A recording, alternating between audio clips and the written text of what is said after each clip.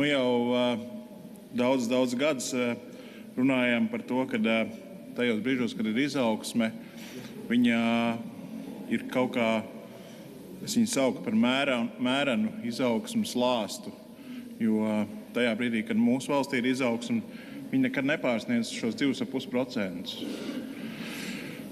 Un, diemžēl, kaimiņos tajā brīdī vienmēr ir 2,5 līdz 4%. Un mūsu gadījumā, kamēr jau kaimiņi ir pietuvojuši vai sasnieguši jau Eiropas Savienības vidējo līmeni uz iekšzemes koproduktu, mēs joprojām runājam par to, ka mēs esam tikai sasnieguši 3/4, respektīvi 75% no tā, kāds ir Eiropas Savienībā vidējais. Un, protams, katrs procents, ar ko mēs atpaliekam, nozīmē mazākas algas, lēnāku pensiju pieaugumu, vājāku pakalpojumu kvalitāti un turpmāku emigrāciju, kas arī parādās. Diemžēl arī cilvēki joprojām aizbrauc. Protams, ka tam ir arī cēloņi un sekas. Produktivitāte mums ir par 20 līdz 30% zemāk kā kaimiņu valstīs. Vidējā alga iepaliek arī par 20 līdz 35% kā kaimiņos.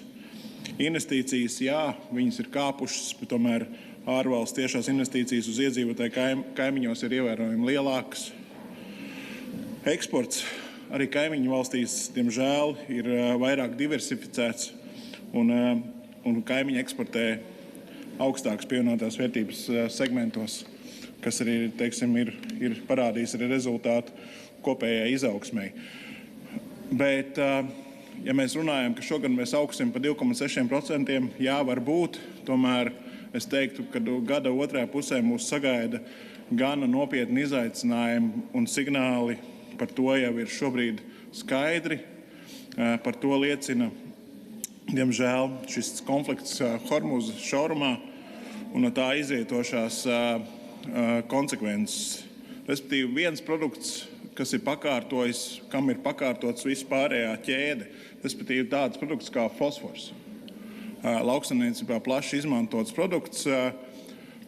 Viņš jau vēl šī gada sākumā, pagājušā gada beigās maksāja apmēram 550 līdz 580 eiro tonnā. Tad šī brīža iepirkuma cena, ja vēl viņš ir pieejams, tie ir 900 eiro. Tā cena ir pieaugusi drastiski augsti, un problēma ir tā, ka dēļ šīm lielajām svārstībām viņš praktiski nebūs pieejams. Kas no tā izriet? No tā izriet, ka vienkārši arī izaudzēto produkciju mēs vienkārši nespēsim saražot tādā kvalitātē un daudzumā. Un faktiski saruks izaudzētā raža, pieaugs produkcijas cena, respektīvi pārtika kļūs dārgāka, inflācija augs. Un rezultātā, lai slēpētu inflāciju, jau ir pirmie signāli no Eiropas centrālās bankas, kad arī procentu likums gada otrajā pusē varētu pieaugt. Tātad tas nozīmē, ka mēs atkal saskārsimies ar to problēmu, kad esošās kredītsaistības, nerunājot par jaunām, viņas kļūs daudz dārgākas. Respektīvi, parāda apkalpošana arī, iespējams, arī valstī, kurai jāpārfinansē esošās kredītsaistības, viņas būs dārgākas. Tātad tas nozīmē, ka arī šajā sadaļā mums sagaida jauni izaicinājumi, un tas nav tikai lauksaimniecības jautājums, tas ir draudz pārtikas cenām, tas ir draudz inflācijai, reģiona ekonomikai un visai Latvijas konkurētspējai kopumā. Un tad man ir jautājums, vai mēs tiešām spējam visus šos izaicinājumus sagramot un jau esam tiem gatavi.